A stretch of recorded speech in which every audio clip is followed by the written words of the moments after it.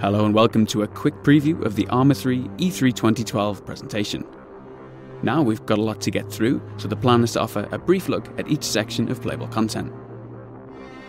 At the heart of everything is Camp Maxwell. From this small military outpost, we've prepared activities, showcases, and even a short campaign mission, which are accessed directly via the camp in whatever order we like. Of course, at E3 itself, visitors to the Bohemia Battle Bunker booth are encouraged to get hands-on with it all and take a look at these things in as much splendid detail as they like, and at their own leisure. Alright, let's kick things off, starting with a wee jaunt around Maxwell.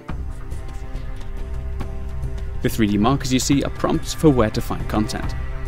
You might have already spotted the vehicle demonstration there, and in the background, the silhouette of a helicopter foreshadows an airborne showcase.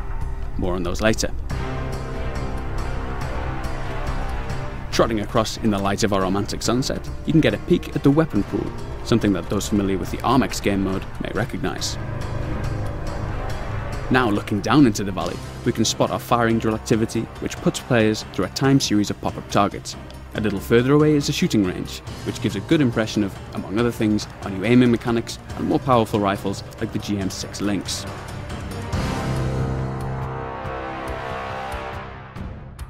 Alright, let's get serious now and crack on with the vehicle showcase. The cabin of the vehicle offers a few nice features. Things like the hands on the wheel might seem trivial, but their long-awaited inclusion really helps to connect the player to the feeling of driving. Alongside the new physics-supported handling, it's a real upgrade. The same too goes for mirrors and onboard displays, which, while subtle, are all part of the overall impression. So, up ahead lies a bunch of enemies, and I've got a grenade launcher on the roof of this vehicle. But unfortunately, we'll have to save that for the presentation proper, as we skip through to our next section. Diving. Aside from the controversy caused by our underwater combat, it's one of our most striking new features. Finding ourselves under the surface again, this time we'll take a peek at the SDV. A team member described the controls as something like a cross between a helicopter and a regular boat. Now, since that doesn't really make any sense, it'll suffice to say that we've got regular control over moving forwards and back, a rudder to turn, and a direct control over our buoyancy. Moving on now to a real man's machine, a helicopter, we'll take a look at the terrain from above and finally get to the business of engaging an enemy.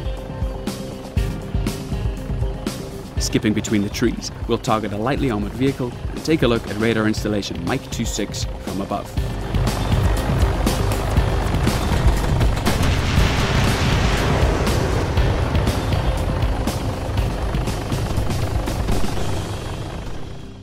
Moving on to supports now, we'll show an artillery strike in action.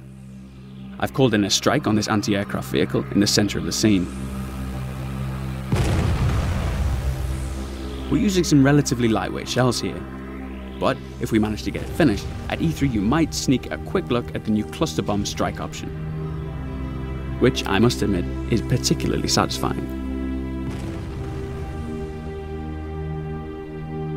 The night showcase helps us demonstrate some of the features we looked at in our recent lighting showcase trailer. One feature we didn't manage to show was the weapon mounted lights. Switching it on, you can see the beam cast on the ground, which nicely highlights the new detail surfaces. Switching to third person, we'll take a brief look at night vision and demonstrate the ongoing work we're currently implementing with muzzle flashes.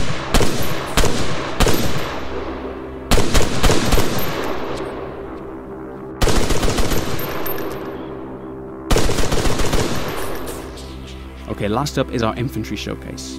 Obviously there's a lot to show here, but I'd like to take a quick glimpse of some of the new animations. There's the previously mentioned tactical pace, which is a little slower than running, a little faster than walking, and fatigues the player more by way of our new fatigue and encumbrance system. There's also a few new crouch and lean options.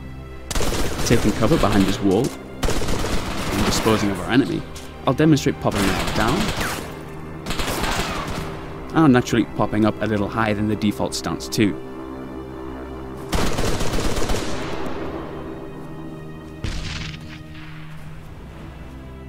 Well, that just about wraps up our E3 preview.